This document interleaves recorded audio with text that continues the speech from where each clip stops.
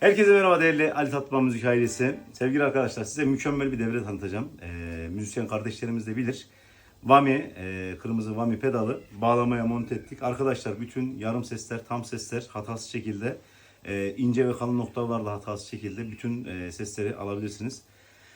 Ben kısaca bir tanıtımına geçeceğim. Biz C-Mila çektik bağlamayı. Bunu sadece elektro saz için değil, fişmenli ve manyetikli bağlamalarınızda da, çift kapak bağlamalarınızda da hepsinde de kullanabilirsiniz. Çok özel bir devre oldu. Ben size kısaca bir tanıtımını yapayım bağlamanın.